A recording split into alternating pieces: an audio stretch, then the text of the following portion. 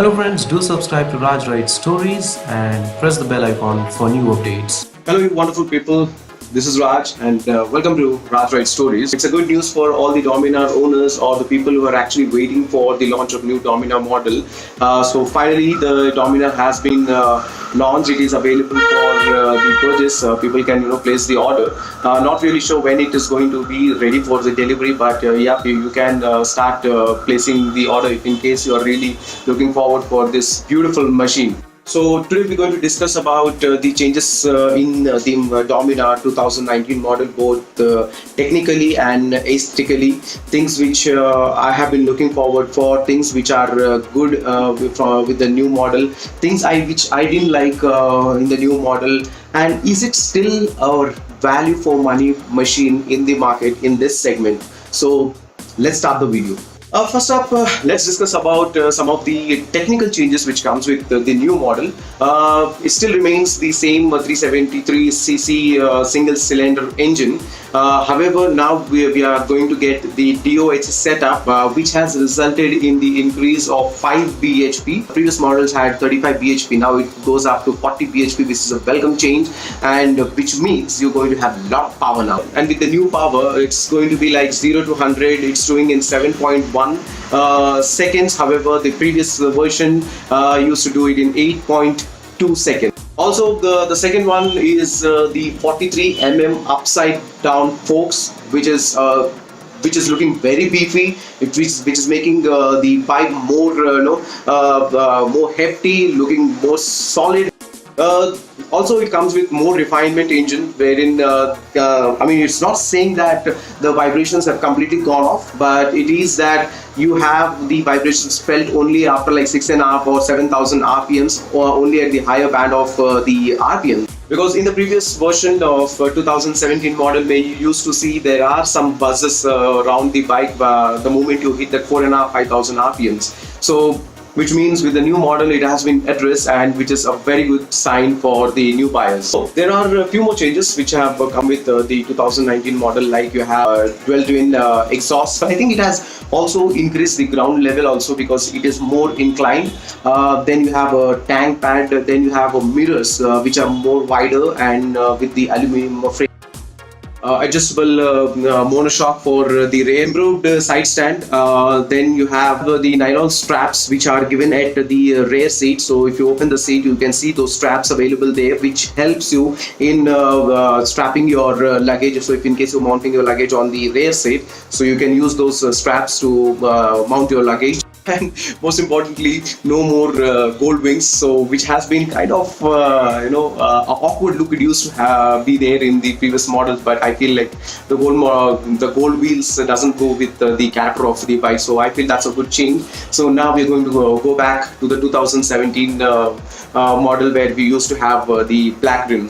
Yes, with the new setup and everything, there has been a bump in the weight, which is like 184 kgs, which is 2 kgs more than the previous version. The previous model used to be like 182 kgs. So 2 kgs increase does make big difference. We'll wait and see. Things which are still left unchanged is the tank. The first one is the tank capacity. It still remains 13 liters. I wish they could have increased it, because they are positioning this product as the long touring machine. So I think they would have given a thought about increasing a bit of the tank capacity at least to 16 liters. I think that would have helped for the long tourers. Yes, they have been increasing the power, but the torque have been left unchanged, so it still remains as 35 Nm. Braking departments haven't been touched, so that still remains with the same set what we had in 2017 and 2018 models. Just that your front disc has been changed from right to the left side. And even the tire profiles, so you still have 110 and 115 front end race section profiles with the same MRF Rev Z. There is one aspect which I actually wanted to discuss in the last. That's because this is a welcome change, but things which the buyers wanted that in the previous models, but now they have come up with in 2019 model. But what is your primary and secondary console information in your primary and secondary console. We wanted a gear indicator, we wanted the average fuel consumption details coming up in the instrument console. Yes, so you have the gear indicator, you have the average fuel consumption coming up with the 2019 model, but the thing is, you have the gear indicator positioned at your secondary console. Your time and your trip meters, whatever used to be there in the primary console in the previous editions, have been moved to the secondary console, and your primary shows your average fuel consumption, your side stand, your RPM meter gauge, and everything.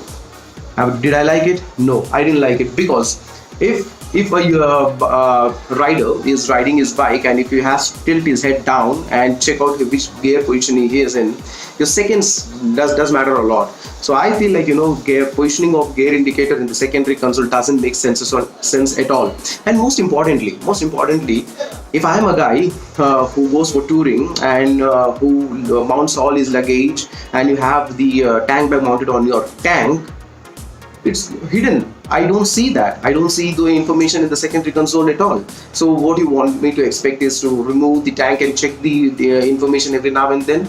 I don't think so. That makes a big sense. I'm not sure why Bajaj went with this decision of having this information in the secondary console rather than the primary console. I think that would have made more sense. And also the time is something which has moved to the secondary console, because when I go for the long touring, I usually don't wear the watch, and the timing which is available in the primary console helps me a lot in figuring out what is the time right now, and also the trip meter in the primary console helps me how far I have to go. Now, with them being moved to the secondary console, I don't think so that makes big sense, and for me it's a big disappointment, because I don't think so it gives you the information what is required to the rider at that time. So for me it's a big disappointment. I'm happy that I'm having the 2017 model which has this information right at front of my eye. Also, I've heard that Bajaj is working out with Autolog vendor to come up with the accessories which helps for long touring, because they are positioning this bike as the sports tourer. So in touring, you definitely need all of these accessories which helps the rider to carry the luggage, to mount his luggage and all. So them working with the Autolog vendor, I think it will be a good sign for the new buyers, because this is a very capable bike of doing at least like 500 or 600 or 700 for that matter in a day, and you can do it with comfort, with ease, not with much of a strain as well. So with that keeping in mind, I think it's a good sign for the new buyers, wherein they can go for the aftermarket accessories which are available for the bike and which help them in carrying the luggage. The latest edition, I see the green, the Kawasaki kind of green. I'm not really sure how it will look in real, but it's really looking great.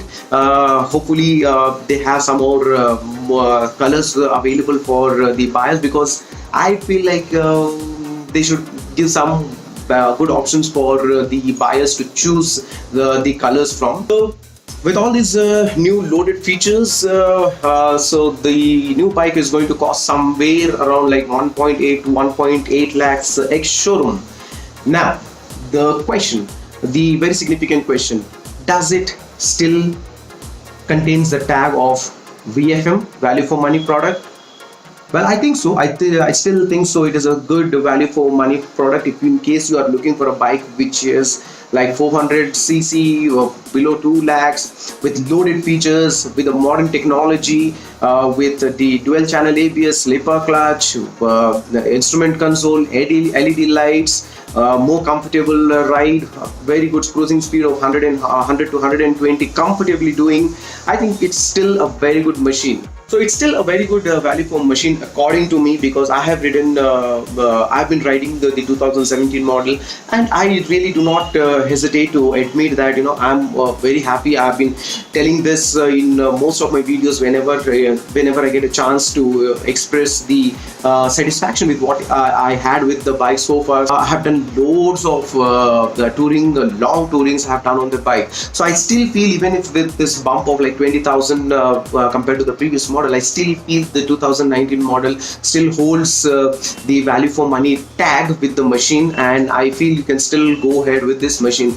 But make sure that you take a test ride, see whether it is suiting your character, whether it is comfortable to you, how you are feeling after taking a test ride. Take test rides once, twice, or thrice, because you are going to invest 2 lakh rupees, and just 2 lakh rupees is not a small money. So when you're investing that much of amount, you have every right to go and take test rides multiple times. Make yourself confident and make yourself feel that okay, I am this bike is suitable to me, and then only go and buy. So I hope this video helps a lot in terms of giving you the information of what new features coming in, what things have been changed, whether it is still a good value for money machine. I will take a test ride once it arrives in the showroom. Then I will also share with you how it feels in real, because these are the things which are there on the paper. And once it comes to the showroom, if I get a chance to ride the bike, and then I can share more details as to how it is really feeling in terms of riding the bike with the new loaded features which are coming with the 2019 model. So on that note, I'm going to say thank you for watching this video, and I hope you like this video, felt it more informative. I hope you like this video, and hope this information helps you a lot in making a decision whether to buy this machine or not. Take a ride and decide, because from my perspective I still feel it's a very good machine, but again it depends from individuals to individuals, so I'm not going to try and influence your decision. But yes, from my perspective it's a good machine, and thank you very much for watching this video, and I hope you like it. If in case you like it, please do like, share and subscribe with your friends, with your families, and if in case you're not subscribed to the channel, please do so right away. And for now, thank you very much and have a good day. Bye bye.